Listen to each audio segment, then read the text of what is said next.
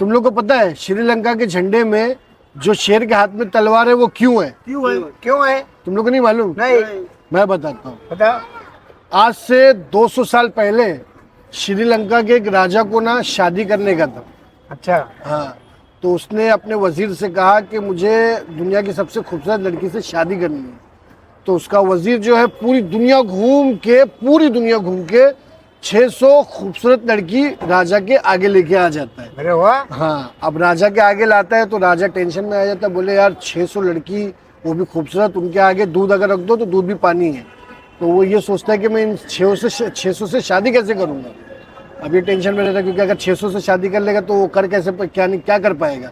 तो एक दिमाग लगाता है और जो चमेली का बीज होता है ना, चमेली के फूल का बीज, वो एक एक करके 600 लड़कियों को दे देता है और बोलता है कि जिसका मुझे गमला अच्छा लगेगा उससे मैं शादी कर लूँगा।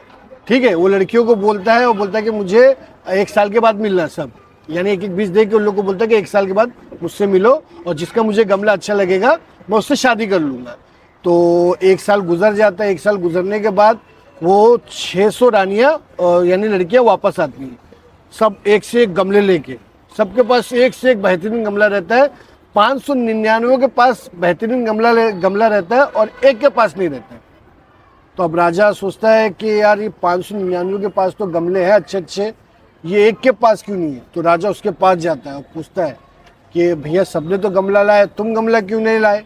तो जो लड़की थी वो बोलती है कि राजा साहब आपने मुझसे झूठ बोला और बेईमानी की, क्योंकि जो आपने बीज दिया था वो चमेली का बीज नहीं था, वो ऐसी फालतू वाला बीज था और ये जितने भी गमले लाए हैं ये सब आपको धोखा दे रहे हैं और आपसे झूठ बोल रहे हैं कि यानी किसी का जो है पौधा होगा नहीं, क्योंकि वो बीज आपने नकली दिया था। राजा खुश हो जाता है और फिर उस लड़की से शादी कर लेता है। और रही बात वो श्रीलंका के झंडे की जिसमें शेर तलवार लेके खड़ा है, वो मेरे को खुद भी नहीं मालूम कि क्या है।